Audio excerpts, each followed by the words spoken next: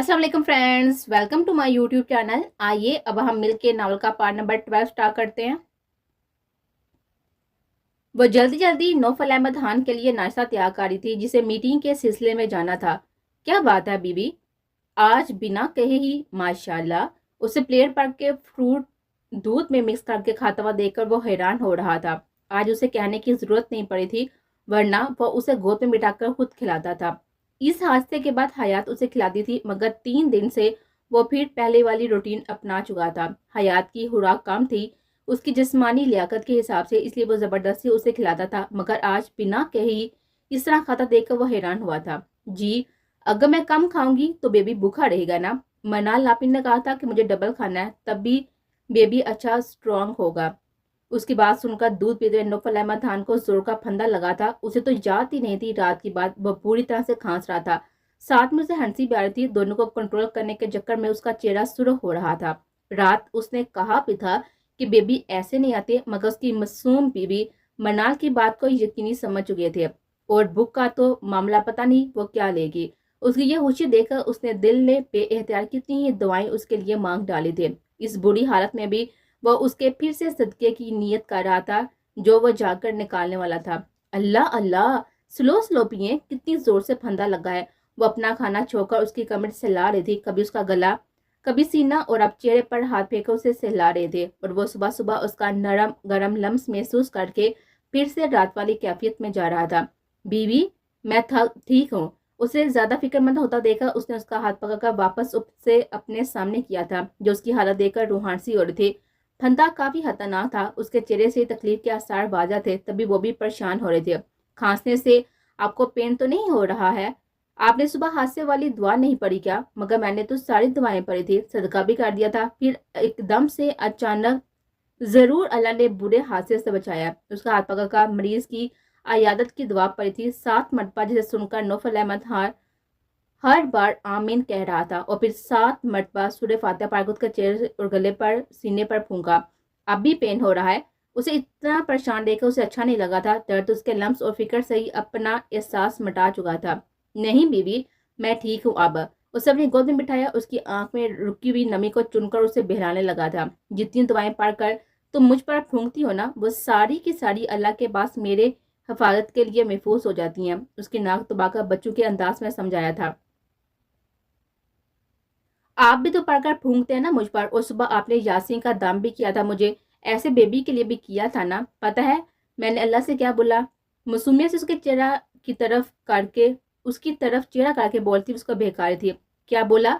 Sir को उसके चाने पर रखा। मैंने कहा अल्लाह ताला हमें ऐसा बेबी देना जो वक्त का वली हो। ये दुआ मुझे दादी ने कहा था मांगने को, और उसको मसमनेत साथ देख रहा था। वक्त का वली, ये दुआएं वो भी मांग रहा था जब से जमात से आया था, अपनी बीवी, अपने और अपनी औलाद के लिए।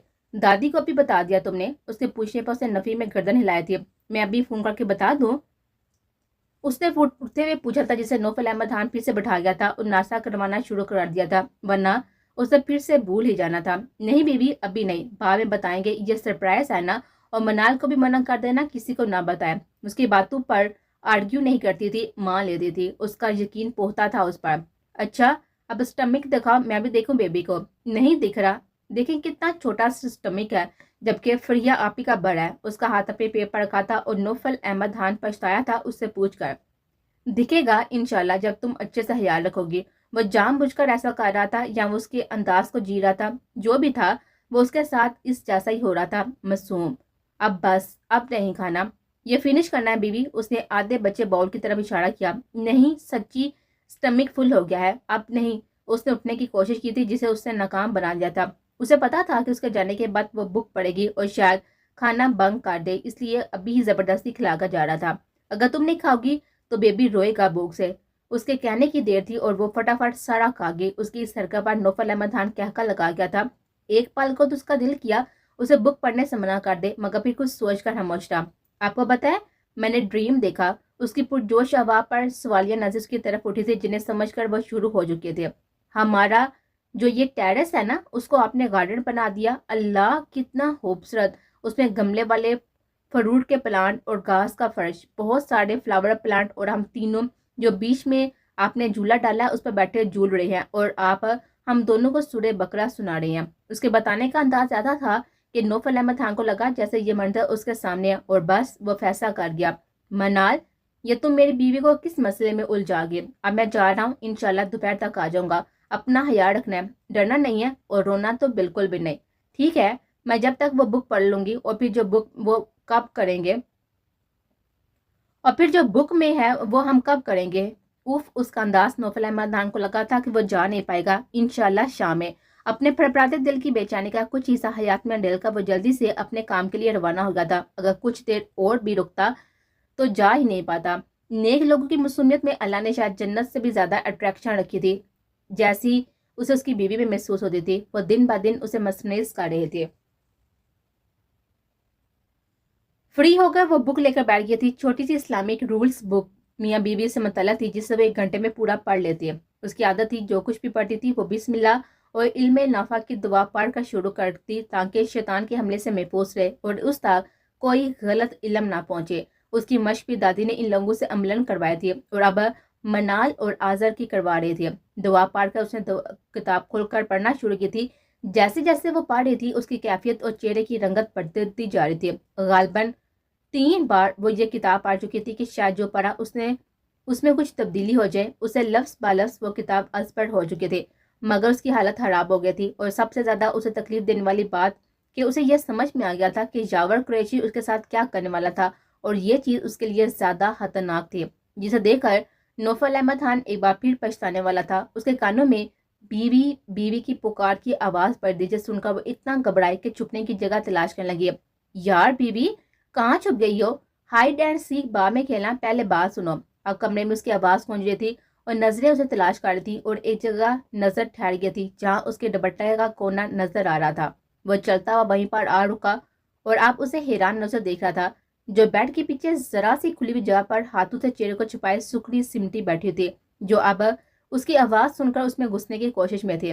بیوی کیا ہوا ہے؟ سائڈ پہ رکھی کتاب کو دیکھ کر وہ معاملہ تو سمجھ چکا تھا۔ سنو بیوی، اس کا ہاتھ چہرے سے ہٹانے کی کوشش کی، مگر بے سود۔ وہ اور زیادہ خوفزدہ ہو رہی تھی۔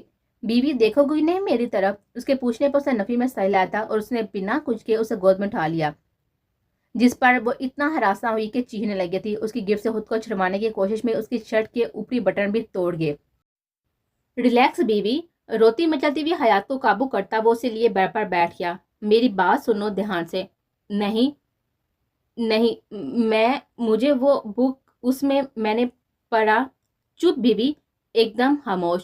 اس کے ڈر سے بے ربط بولنے اور بے تاشا رونے نے اسے اچھا خاصا پریشان کر دیا تھا۔ اس کے ہلکے تیز لہجے پر وہ اور ڈر گئے تھے۔ اس کے آگوں سے نکلنے کی کوشش کی تھی۔ میں نہیں، وہ گندا لڑکا میرے ساتھ یہ کرتے، روتے ہوئے کچھ کہنے کی کوشش کی تھی۔ میں نے کہا نا بیوی ریلیکس، اس بات کو بالکل بھی نہیں یاد کرنا، بھول جاؤ جو بک میں پڑھا وہ بھی، ٹھیک ہے؟ ایک ہاتھ سے اس کے آنسو صاف کیے، دوسرے چہرہ اپنی طرف کیا تھا۔ اسے افسوس ہوا تھا اس کی حالت دیکھ کر۔ وہ جانتا تھا ایسی سچویشن سے تو اچھی بوٹ لڑکیاں جنہیں ہر چیز کی پہلے سے خبر ہوتی ہے وہ بھی خوفزدہ ہو جاتی ہیں۔ یہ تو پھر اس کی معصوم بیوی ان تقاضوں سے بالکل نابیل تھی۔ اس کی حالت کا اندازہ تو وہ پہلے ہی لگا چکا تھا۔ پھر بھی اس نے یہ کوشش کی تھی کہ اسے یقین تھا کہ اسے پھر بھی سنبھالے گا، ابھی اس کے لیے وقت درکار تھا۔ تمہیں ڈر لگ رہا ہے بیوی؟ اس کے پوچھنے پر سر ہلایا تھا اور آنکھ سے آنسو۔ کیوں اور کس سے؟ اس کے پوچھنے پر اسے اسی کی طرف ایک انگلی اٹھائی تھی، مطلب اسی سے خوفزدہ تھی۔ ایک نرم مسکراہٹ اس کے چہرے پر آئی تھی۔ اس کے ذہن میں دادی کے الفاظ گونجے تھے، اس کو اس معاملے میں لا علم رکھنا اور اس کا اس معاملے میں اتنا معصوم ہونا یا تو ہماری کوتاہی ہے یا پھر اللہ کی طرف سے تمہارا امتحان۔ انہوں نے بتایا تھا کہ وہ لوگ اس کا رشتہ فائنل کرنے والے تھے اور پھر اسے اس رشتے کی نزاکت سمجھاتے تاکہ اسے آگے اپنی لا علمی سے پریشانی نہ ہوتی، مگر وہ اس سے پہلے ہی اسے گن پر لے آیا تھا، اور یہ بات اس نے شکر ادا کیا تھا۔ اگر اس کی زندگی میں نہیں ہوتی اور اتنی معصوم نہ ہوتی تو شاید نوفل احمد خان ہمیشہ اندھیروں کا باسی رہتا، اور جتنی نفرت وہ عورتوں سے کرتا تھا شاید زندگی بھر کرتا رہتا، مگر اللہ نے اسے حیات کے لیے چنا تھا، یعنی اسے حیات کے قابل سمجھا تھا۔ تبھی وہ ہیرا اسے دے کر اس کی حفاظت کا ذمہ دار بنایا تھا، اور اسے اپنے اللہ کی آزمائش دل و جان سے قبول تھی۔ کیوں؟ کیا میں ظالم ہوں؟ آپ کے زور زور سے نفی میں سائل لایا تھا۔ کتاب اسے کافی خوفزدہ کر گئے تھے۔ تو پھر آپ وہ کتاب اس کی گہرائی تک جاتا، وہ اس کی گہری سانس لے کر آ گیا تھا۔ نو بیبی، تمہارا شوہر ایسا نفس پرست نہیں ہے۔ تم معصوم ہو جب تک تم प्रे نہیں ہو جاتی اس ٹاپک پر نو بات، اوکے. اسے ریلیکس کرنے کی کوشش کی تھی، اور اس میں ہے کہ اگر میں نے آپ کی بات نہیں مانی تو اللہ مجھ سے ناراض ہو جائے گا اور مجھ پر لعنت ہوگی. اتنا کہہ کر وہ اب زور زور سے رونے لگی تھی. اس کی تکلیف دیکھ کر وہ اسے خود میں گم کر گیا تھا اور اس کی کمر سے لا کر جیسے اسے تسلی دی تھی. نو مائی انوسینٹ بیبی، نہ تم پر لعنت ہوگی اور نہ اللہ تم سے ناراض ہوگا. یہ نوفل احمد خان کا وعدہ ہے اپنے عشق اپنی بیوی سے. اب اسے کاندھے سے لگائے بچوں کی طرح بہلا رہا تھا، اور یہ چیز اسے ایک پل کے لیے بھی بیزار نہیں کرتی تھی.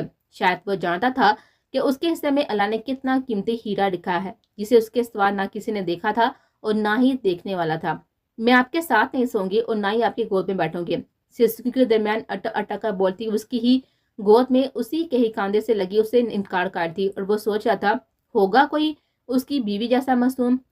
اچھا پھر کس کے ساتھ ہوگی؟ اکیلی دوسرے روم میں. جواب دینا ضروری سمجھا. اچھا میری ڈرپوک سے بیوی اپنے اتنے اچھے سے شور سے ڈر گیا، مگر میری بیوی کو پتا ہے میں اس کا بہت خیال رکھتا ہوں، اس کی مرضی کے بغیر کچھ نہیں کروں گا، کیونکہ میری بیوی میری جان ہے.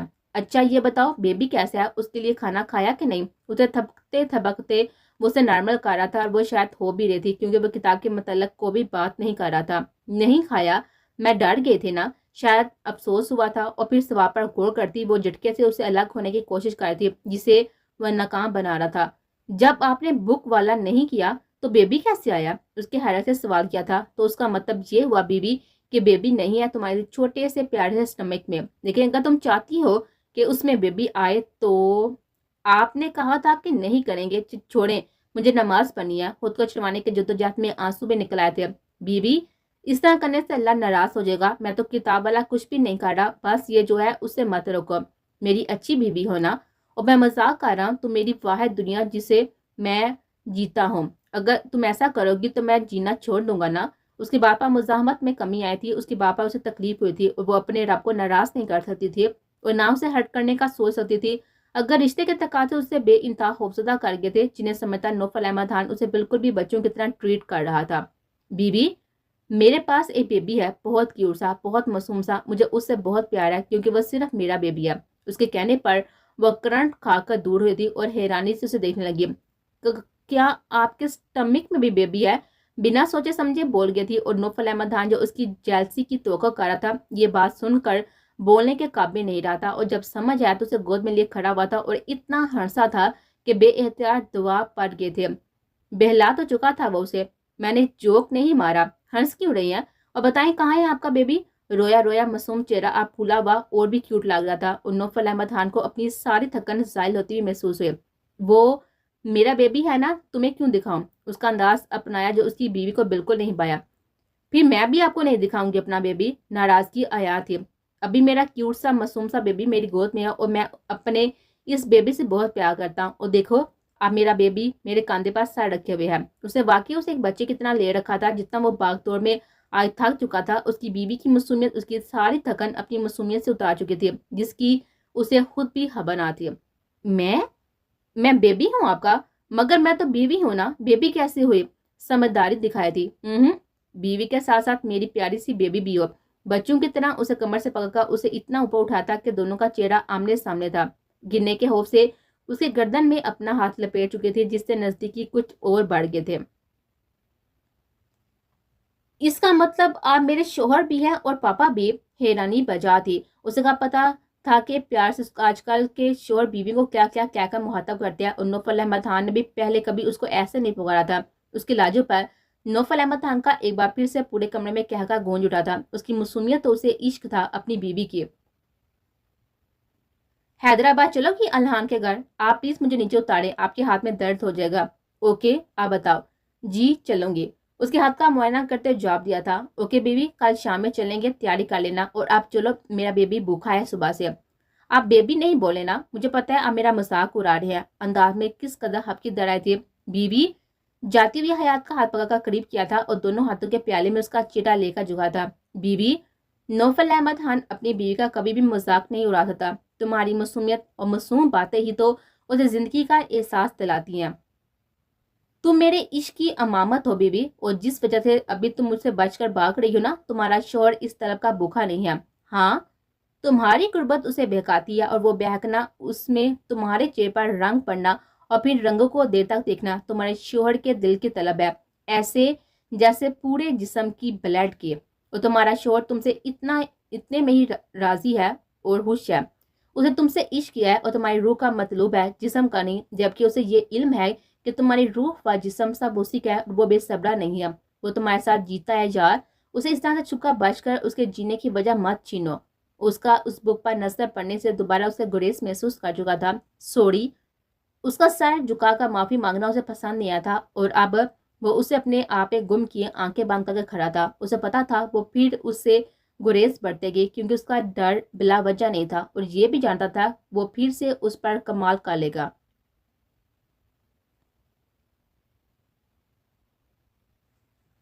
ڈور بیل کی آواز پر دونوں چائے پیتے ہوئے چونکے تھے کیونکہ اس وقت کسی کی آمد ان کے گھر میں نہیں ہوتی تھی۔ بیوی روم میں جاؤ، میں دیتا ہوں۔ اوکے۔ اس کا گل تھپاتا وہ دروازے کی طرف بڑھا تھا، مگر حیات نہ جانے کیوں وہیں پر کھڑی رہی، وہ چاہ کبھی اندر نہیں جا پائے تھے، اور دروازہ کھولا جو کہ نفوس سامنے کھڑے نظر آئے تھے، نوفل احمد خان۔ اپنی اس زندگی میں تو کیا، اس زندگی میں بھی کبھی بھی انہیں نہیں دیکھنا چاہتا تھا۔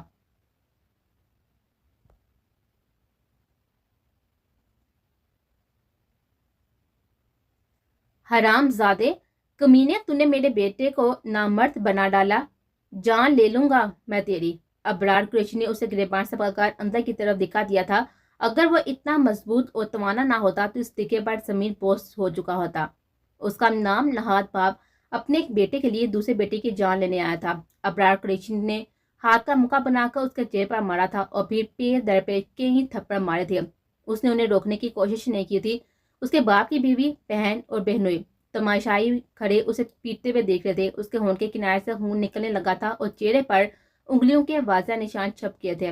جائیں آپ لوگ یہاں سے، کیونکہ میں سیریسلی نہ آپ لوگوں سے بات کرنا چاہتا ہوں، نہ آپ لوگوں کی شکلیں دیکھنا چاہتا ہوں۔ لہجہ متوازن تھا، اگر وہ پہلے والا نوفل ہوتا تو آپ لوگوں کو دکے مار کر نکال دیتا، جو بھی تھا اسے اب اپنے رب کو ناراض نہیں کرنا تھا، اسے اخلاق سے ہی باتیں سنبھالے تھی، اس لیے ابرار قریشی کا ہاتھ نرمی سے پکڑ کر اسے پیچھے ہٹایا تھا۔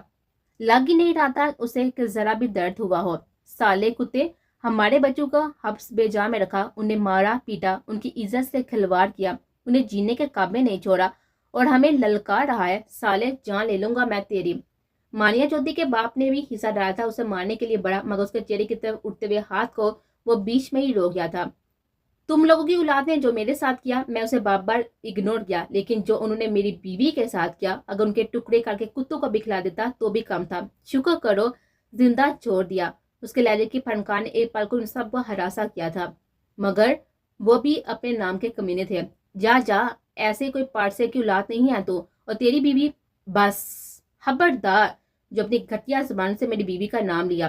اس کی دعا پر مانیہ چودھری کی ماں ڈر کر اٹھ چلی تھی، جس نے بیوی کو رگیدنے کی کوشش کی تھی۔ گیٹ آؤٹ، اس سے پہلے کہ نوفل احمد خان کے اندر کا جانور جاگ جائے اور اپنی قید کی دیواریں پھلانگ کر باہر آئے۔ دفع ہو جائے یہاں سے۔ مانیہ کے باپ کو دیواری کی طرف دکھا دیا تھا، جو ایک بار پھر سے اسے مارنے کو بڑھا تھا۔ اس سے زیادہ وہ اپنے غصے پر قابو نہیں پا سکتا تھا، اور جب بات اس کی بیوی کی ہو تو نہیں جائیں گے۔ جیسے تو نے ہمارے بچوں کو کہیں کا نہیں چھوڑا، ویسے ہی تو اور تیری بیوی کا بھی حال ہوگا۔ تجھے کیا لگا یہاں چھپ کر گاڑ لے گا؟ یہاں چھپ کر رہے گا تو کسی کو تیرا پتہ نہیں ملے گا۔ یاور قریشی کی ماں نے بھی زہر اگلا تھا، اور تیری اس بیوی کو تو میں زندہ نہیں چھوڑوں گی، جس کے لیے تو نے میری بیٹی کو برباد کیا، اسے سائیکو بنا ڈالا۔ مانیہ کی ماں اس روم کی طرف بڑھتی جہاں اس نے حیات کو جاتے ہوا دیکھ لیا تھا۔ اس کے بڑھتے ہوئے قدموں کو نوفل احمد خان کی ایک تار نہیں روک دیا تھا۔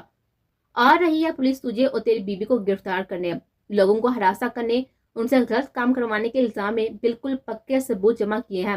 تجھے کیا لگا ہیرو بن جائے گا، نام مل جائے گا تو تیری اوقات بدل جائے گی؟ رہے گا تو تم وہی ایک طوائف کا بیٹا جو نہ جانے کتنے مردوں کے ساتھ سوئی، اور تو اور ان میں سے نہ جانے کس کا گناہ تو خود گواہ اپنی ماں کے ننگے پن کا ہے۔ حرام کی اولاد، اس کے باپ کی نام نہاد بیوی اس کی ماں پر اس کے ذلیل باپ کے سامنے مغلات بک رہی تھی، اور وہ اس کی ہاں میں ہاں ملا رہا تھا۔ چاروں کے چاروں اس کی ماں اور اس کے لیے ایسے ایسے الفاظ کا استعمال کر رہے تھے جس کا سینہ چیرتے ہوئے جا رہے تھے۔ پھر سے اس کے ذات پر وہی حملہ کیا گیا تھا جو اسے توڑ پھوڑ کر رکھ دیتا، اور شاید ان لوگوں کو اس کی یہ کمزوری پتہ تھی، جب بھی وہیں پر وار کر رہے تھے جہاں پر درد ہونے کا گمان ہوتا تھا۔ وہ مسلے پر بیٹھی باہر کی گولہ بارودی سن رہے تھے. ڈر سے کانپتی وہ اپنے رب سے مدد طلب کر تھی. اس پر پڑنے والے تھپڑوں کی آواز اسے اندر تک کار تھے. اس نے دروازہ لاک نہیں کیا تھا. نوفل احمد خان کا ایک دم اس طرح خاموش ہونا اس کی روح کو تکلیف پہنچا گیا تھا. یا اللہ، تجھے پتا ہے نا یہ کتنے اچھے ہیں. یہ گندے لوگ انہیں بہت ہی تکلیف پہنچاتے ہیں ان کی ماں کو لے کر. اللہ، ان کی ماں اچھی ہے. میں نے ہوا میں ان کو بڑی خوبصورت جگہ اور وہ جنت کے سوا کون سی جگہ ہوگی میں نے قرآن پڑھتے دیکھا ہے، اور یہ ہوا میں نے انہیں بتانے والی تھی تاکہ انہیں خوشی ہو، مگر یہ گندے لوگ پہلے آگے. اللہ پلیز تو ان کی مدد کرنا. ان کی ماں کی حقیقت ان کے سامنے لا دے، ورنہ یہ کبھی بھی معتبر نہیں ہو پائیں گے. وہ سجدے میں گری اپنے شوہر کے لیے اپنے باپ سے مدد طلب کاری تھی. وہ سجدے میں گری اپنے شوہر کے لیے اپنے رب سے مدد طلب کر رہی تھی جب اسے آواز آئی تھی. کس نے کہا تھا کہ پولیس آ رہی ہے 5-10 منٹ میں؟ شاید ان لوگوں نے پہلے اس کی توازہ خود کرنے کا سوچا تھا جب یہ پولیس کو دیر سے بلایا تھا. یا اللہ مدد کر پلیز. ان گندے لوگوں نے جس طرح انہیں تکلیف دی ہے نا، ان کو پولیس لے جائے گی یہ کچھ نہیں کہیں گے. اگر بات مجھ پر آئی تو یہ پھر ان سب کی حالت خراب کر دیں گے اور پھر تو پولیس سزا بھی دے دے گی. اللہ میں کیا کروں؟ یہ بہت تکلیفیں ہیں. میں تجھ سے کم ان سے محبت کرتی ہوں تو مجھے اتنی تکلیف ہو رہی ہے، تو تو مجھ سے زیادہ ان سے محبت کرتا ہے تو پھر تجھے تو مجھ سے بھی زیادہ برا لگ رہا ہوگا نا. ان گندے لوگوں سے ان کی حفاظت کر دے. ان لوگوں نے مارا بھی ہے انہیں، اور انہوں نے مار صرف میرے لیے کھائی اپنے پاپا سے. تو جانتا ہے نا یہ بات، تو پھر تو مدد کرنا. چہرہ ہاتھوں میں چھپائے وہ اپنے شوہر کے لیے دعا کرتی زاروں کی طرح رو رہی تھی، اور اس کے ذہن میں اچانک کوئی بات آئی تھی. پولیس ابھی تک نہیں آئی تھی. اس نے جلدی جلدی نوفل احمد خان کے فون سے الہان کو کال کی تھی، مگر افسوس وہ کال ریسیو نہیں کر رہا تھا. صبح ہی اس نے بتایا تھا کہ وہ ایک ارجنٹ کام کے لیے ممبئی گیا ہوا ہے. اسے سمجھ نہیں آ رہا تھا کہ وہ کیا کرے. اس نے جلدی جلدی جو سمجھ میں آیا لکھا اور اسے میسج کر دیا. ڈبل لائن سے نیٹ آن ہونے کا پتہ چلا، اور تھوڑی دیر بعد ہی بلو لائن سے پتہ چلا کہ وہ ریڈ کر رہا ہے. باہر وہ لوگ اس کے شو کا مینٹلی ٹارچر کر رہے تھے. الہان نے اسے کوئی میسج کیا تھا جسے پڑھ کر اسے سمجھ نہیں آیا تھا کہ کیا کرے. اس نے ہلکا سا جھانک کر دیکھا تھا وہ گندی عورتیں اور آدمی کتنا برا بلا کہہ رہے تھے، اور اس کا شوہر لب بیچے خاموش کھڑا تھا، صرف اس وجہ سے کہ اس نے اپنی ماں کو اپنی آنکھوں سے اصلی ننگی تصویریں ایک غیر مرد کے ساتھ دیکھی تھی. آنکھوں کی بڑھتی ہوئی وحشت اسے خوف میں مطلع کر رہی تھی. اسے وہ رات یاد آئی تھی جب اس نے نوفل احمد خان سے اس کی ماں کے متعلق بات کی تھی تو اس نے کیسا ری ایکشن دیا تھا. اس کی شدت میں اس کے اندر کی طرف واضح تھی جو اس کے چہرے پر گرنے والے آنسو سے بیان ہو رہی تھی. اس کے آنسو سے حیات کا چہرہ تر ہو چکا تھا. تو اب جب یہ لوگ گند بک رہے تھے تو اس کے اندر کیسے جنگ چل رہی ہوگی وہ اندازہ لگا سکتے تھے. اسے اس کی ماں کے شفاف ہونے کا یقین تھا، اور بارہا اس کا رب اسے اشارہ دے چکا تھا. وہ مجرموں میں کچھ لوگوں کی ہلکی سی جھلک بھی دے چکے تھے، مگر نوفل احمد خان کے لیے یہ باپ کسی قیامت سے کم نہیں تھا. اور پھر اسے اپنی شادی والا دن یاد آیا تھا، اور ساتھ ہی اس کی آنکھوں میں چمک. محبت شاید نہ ڈر بھی بنا دیتی ہے، جسے اس پل وہ ایک بڑا قدم اٹھانے چاہی تھی جس کے لیے بہت ہمت درکار تھی. اور پھر اس نے اپنے رب کا نام لے کر اپنا چہرہ اچھی طرح چھپایا تھا. ہاتھوں میں گلاس بھی پہنے تھے. وہ نہیں چاہتی تھی ان لوگوں کی گندی نظر بھی اس کے وجود کے کسی حصے پر پڑے. نوفل احمد خان کی ایک ہڈ نکال کر پہنی تھی اور اللہ کا نام لے کر ہاتھ میں کچھ لیا تھا، اور اس ہڈ کی جیب میں چھپا کر باہر آنے کی ہمت کا لی، مگر خوف اندر کئی انگڑائیاں لے رہا تھا جسے وہ اپنے شوہر کے لیے پس سے پش ڈال کر باہر آ گئے تھے. ابھی تک پولیس نہیں آئی. جلدی بلائیں، لے کر جائیں اس گناہوں کی پوٹ کو جس نے ہمارے بچوں کو نہ زندوں میں چھوڑا نہ ہی مردوں میں. ایسے ناجائز لوگوں کو جینے کا کوئی بھی حق نہیں ہے جن میں نہ جانے کتنے مرد. بس ایک اور لفظ نہیں. اگر ایک لفظ بھی میرے شوہر یا ساس کے لیے نکلا تو اس گن کی ساری گولیاں آپ کی کھوپڑی میں اتار دوں گے. بچوں جیسی نرم مگر کڑک بنانے کی کوشش بڑی بھی آواز اس کی سماج سے ٹکرائی تو اسے سر اٹھا کر دیکھا تھا اور کرنٹ کھا کر سیدھا ہوا تھا. آنکھوں میں وحشت اس درجہ بڑی ہوئی تھی کہ بیان سے قاصر تھی. وہ جو اپنی آنکھوں سے دیکھ رہا تھا یقین نہیں کر پا رہا تھا. اس کی بیوی عجیب حلیے میں مکمل خود کو چھپائے ہوئے شاور کی ماں پر گن تانے کرتی، اور وہ لوگ تو بس اس کی دلیر بیوی کی دلیری سے دنگ رہ گئے تھے. اے لڑکی پاگل ہو گیا کیا؟ ہٹا اسے. ابرار قریشی گراتا وہ آگے بڑھا تھا جس کے قدم اس کی گن لوڈ کرنے سے رکے تھے، اور یاور قریشی کی ماں تو تھر تھر کانپ رہے تھے. وہ لوگ ابھی اتنی اونچی چیز نہیں تھے جو ساتھ میں ہتھیار یا پھر گنڈ وغیرہ رکھتے. وہ پولیس کی طاقت کا استعمال کرنے والے لوگ تھے. خود کی کوئی پاور نہیں تھی، بس گدر بکیاں یا پھر کمزوروں پر اپنا رو. جیسے 13 سال کے نوفل احمد کے ساتھ کیا تھا، مگر ان کے بچوں کا ٹی وی کی دنیا میں ہونا انہیں تھوڑا بہت مشہور کر گیا تھا، جس سے یہ لوگ خود کو 30 سمارٹ ہارٹ سمجھنے لگے تھے۔ بیوی تم باہر کیوں آئی؟ اور یہ اصلی گانا ہے، کھلونا نہیں ہے۔ تمہیں پکا نہ اس لیے نہیں سکھایا کہ تم اسے کھیلو۔ اندر جاؤ، ان لوگوں کی گندی نظر بھی میں تم پر برداشت نہیں کر سکتا۔ حیات کی حرکت اسے صحیح معنوں میں بجھکا کر آ گئی تھی۔ وہ یقین نہیں کر پا رہا تھا کہ یہ اس کی انوسینٹ ڈرپوک بیوی کر رہی ہے، جو ایک ڈر کے خوف سے مسلسل 3 دن سے اسے گریز برت رہی تھی۔ وہ اتنی دلیری نہیں، میں نہیں جاؤں گی۔ ان گندے لوگوں نے آپ کو بہت تکلیف پہنچائی، میں ان لوگوں کو معاف نہیں کروں گی۔ اس کی آواز کی لرزش اور کانپتے ہاتھوں سے اسے خوف کا اندازہ لگا سکتا تھا، مگر دوسرے لوگ تو اس کے گن تانے سے خوفزدہ تھے۔ ایک گان نے سب کی ساری تراری ہوا کر دی تھی۔ چھوڑو مجھے، مارو گی کیا مجھے؟ ہٹاؤ اسے لڑکی، گولی چل جائے گی، پولیس آنے والی ہے، قتل کے کیس میں پھانسی ہو جائے گی۔ ڈر سے صورت کے منہ سے الفاظ ٹوٹ ٹوٹ کر نکلنے تھے۔ کوئی آگے بڑھا نا تو میں گولی چلا دوں گی۔ تو چھوڑ، اسے کچھ نہیں کہیں گے ہم تیرے شوہر کو۔ ابرار قریشی کا بھی سارا تنتنا غائب ہو گیا تھا، مگر وہ ایک گھات آدمی تھا۔